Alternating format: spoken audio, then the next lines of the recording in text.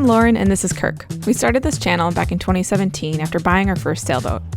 Then we spent several years living and traveling aboard.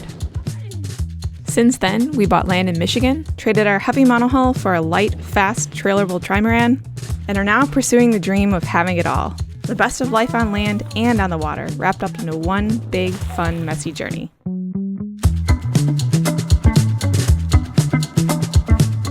Before we dive into this video, we wanted to take a moment to pop in and say thank you so much for all of your kind words of support on our last video. Pop into our own video.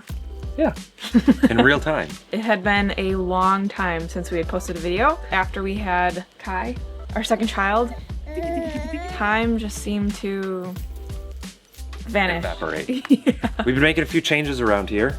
Our channel has been primarily sailing related because that's what was happening in our life at the time, and I think we're going to broaden the topics a bit more to cover a little bit more of what's going on around here and what projects we're pursuing at the moment. You'll notice our simplified name. And we are super excited because we're finally getting to share our barn build with you. So without further ado, the barn. Last summer, we started building a home for our sailboat. 36 by 64 foot boat shed. It's gonna be big, though not big enough, as we've been told by other barn owners. Your barn is never big enough, but we're excited. We're building it ourselves. I am supremely hot, but I am supremely happy right now. We don't even have a place we can live in comfortably year-round yet. I love that we have wood blocks in our windows. This house that was here when we bought the property is pretty rough around the edges and hard to keep warm in the winter. We don't have a good four-wheel drive vehicle to negotiate our crazy long dirt driveway in the snow, but yet here we are building a barn for our boat, which solves none of these issues. So why the boat barn? Well, we do want to build a house one day, up on this hill actually. We want to do it ourselves, but with zero construction experience, we thought it would be wise to try to build at least something else first. Sure, a barn is much simpler than a house, but hey, we've got to start somewhere. Look at that band.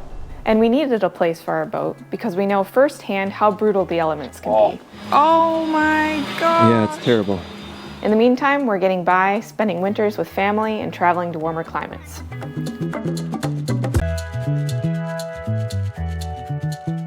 So where are we at now? We've dug our holes and poured footers for the barn's foundation. We're now taking on the mathematical nightmare of a task of leveling the site in anticipation of pouring concrete piers upon which the barn wall columns will eventually sit. So up here are all my measurements. That's fancy for saying we're putting some cardboard tubes in the ground and trying to make them all the same height.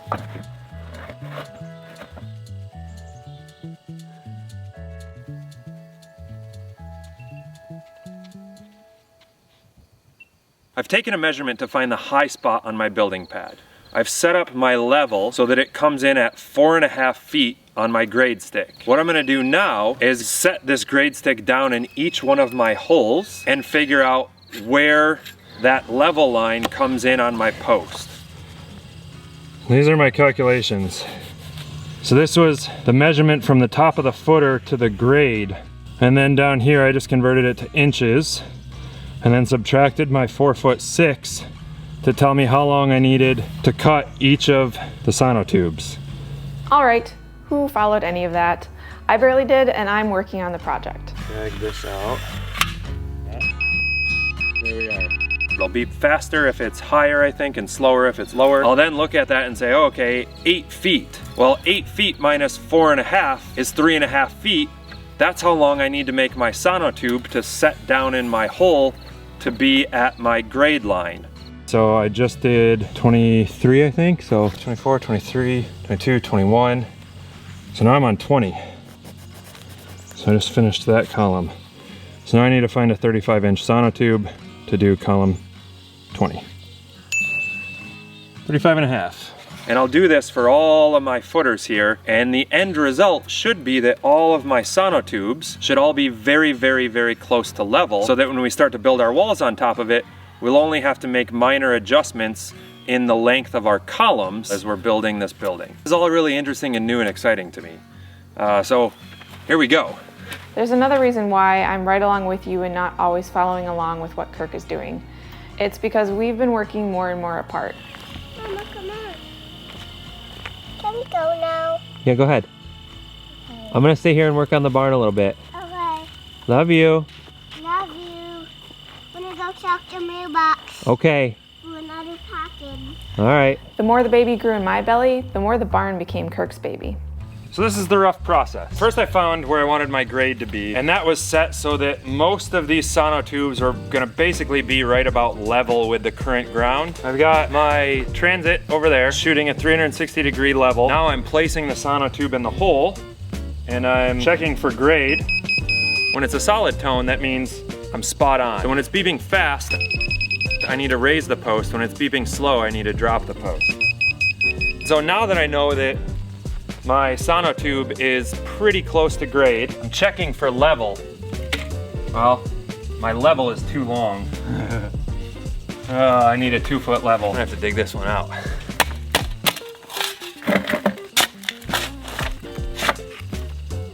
And we are spot on level. So the last step is to go and backfill around the Sono tube, just so that when we fill with concrete, it doesn't shift around. And that's our last step. Physically, I couldn't do as much manual labor anymore, and it made more sense for us to divide and conquer. And the line typically ran down between the pink and blue. I took care of Renata and the domestic duties, and Kirk took care of the barn and the manual labor.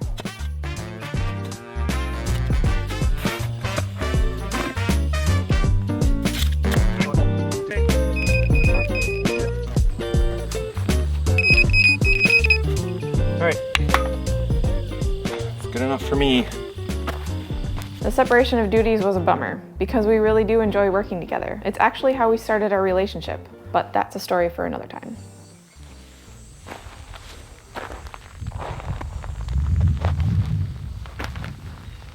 I'd be lying if I said we hadn't made any mistakes yet. But that's the purpose. I want to learn. Hey, babe. How are you doing? We're setting our Sono tubes. So when we had the guy come out and dig our holes, I marked the center of the holes at the perimeter of the building, which effectively would have been about 4 inches outside of where the post needed to be mounted. That combined with the variability of the auger and how many rocks we hit on this side of the barn left us with some pretty zigzagged holes here. So fortunately, I think we can fix all of these problems. It's just requiring much more labor than I would have liked. And the Sono tubes are not gonna be entirely centered on our footers, which is not ideal, but the fact that we have 16-inch Sono tubes on top of 28-inch footings, like, I don't think this is going anywhere. I don't think we're at any risk of anything settling. So what, you big hole? Yeah. Whoa. Get it out. Okay. You'd think that with a 30-inch auger to set 28-inch footers, to set 16-inch Sono tubes, to set a 5.5-inch post, we could have hit the target, but we didn't quite do that. Long story short, I needed to think a little bit more about my layout and not just measure out where the posts were supposed to go. And I needed to connect a few more dots before I marked where my holes were drilled.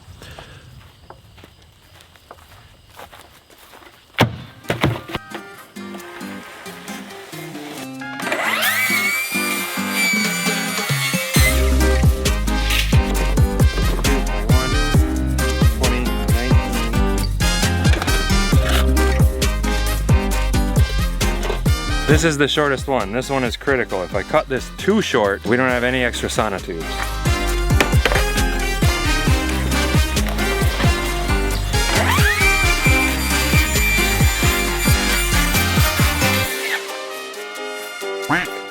What? There's a reason why I cut it on the even ground.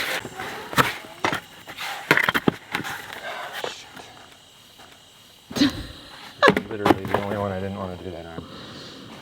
Whereas I'm getting careless. Yeah, I think you need a break. Every once in a while, I was able to pick up the camera, which was so invigorating. The good news is that the short side is still 26. The long side is a little bit longer, and this is a severely sloped footer, so I think we're safe. Maybe it worked out in our favor. Maybe. But then, and I was needed off set. And with that one, I've officially crossed the halfway point. Only 11 more to go. We were down to the last day before the concrete truck was going to come and fill the Sono tubes. After that, the foundation would be ready to build the structure. We had 10 tubes to level and backfill. It was crunch time. So, how do you feel? We got it done just before the rain. Yeah, we did.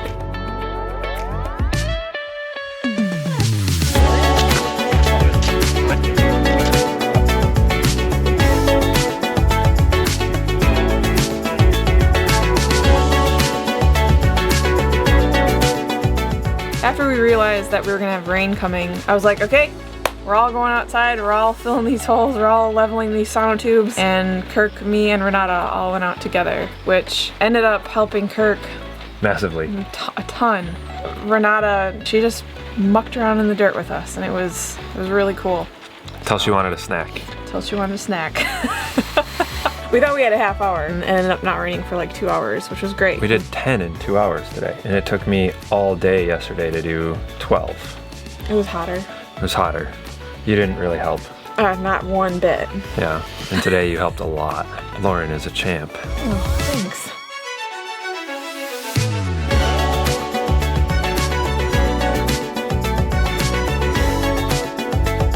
Last hole. This one we have left is 3. 1, 2, 3. 34 inches. And then the Sono tubes are done. And we're gonna pour concrete tomorrow.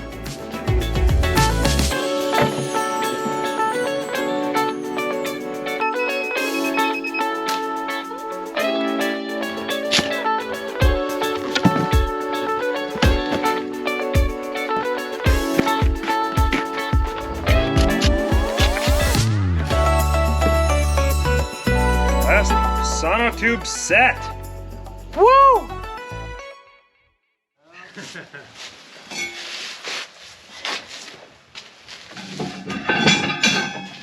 Busy, that's true.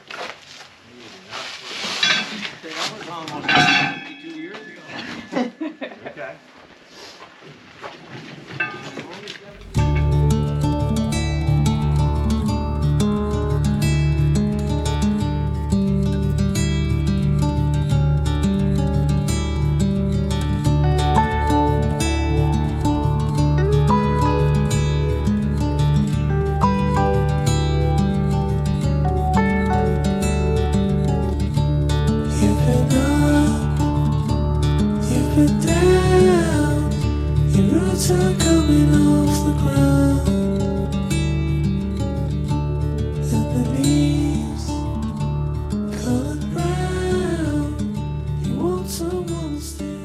It was rainy and rather miserable outside, but these days were a couple of my favorites. I got to be out in it, helping build our barn, and Kirk and I got to work together. That way, yeah.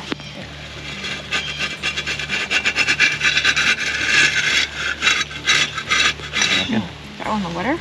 Towards you a tiny bit? Okay, perfect. Good.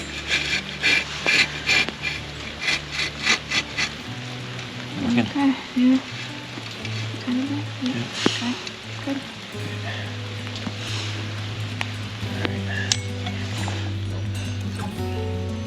Good. Right, we gotta keep moving fast.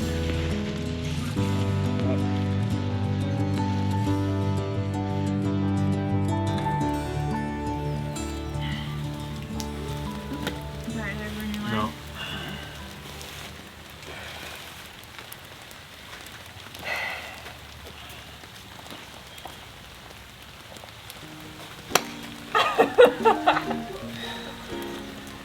We did it! You! Probably the worst conditions possible. Yeah. Could have been worse. Could have rained harder. Could have rained harder. Could have. Now we sit here and we hope that we got them all in the right spot. Because if we didn't, they're not moving. Yeah. Well, we decided to put some Halloween decorations out early this year. Just kidding. Does look like a bunch of ghosts though. Well, that was pretty tough. Lauren was a trooper. Friggin' digging holes, filling holes. Out here helping me screed the concrete, level out all the brackets. Freaking 8 months pregnant. I don't know how I won the lottery. We put in a 1 hour plasticizer for our concrete to make sure we had enough time to set the brackets, but then it rained pretty hard, and so we had to wait an hour and a half after we poured so that the brackets wouldn't sink into the concrete. Luckily we put these garbage bags on top. I think we probably should have done that right from the get-go, but I've never done this before. I had no idea how long it was going to take for this concrete to set up. When we poured the footers, they set up way too fast. It was a lot different day. Direct sun, 90 degrees, it's like 65 and rainy today.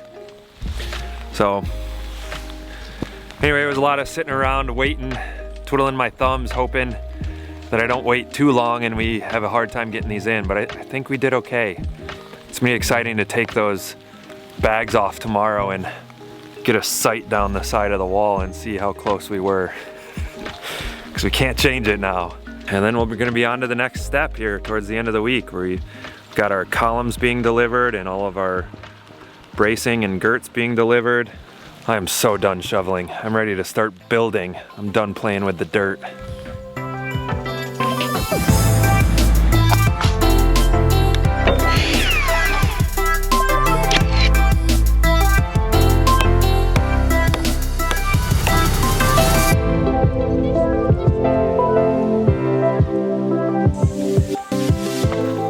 Anyhow, this kind of matters when you're using enough of these.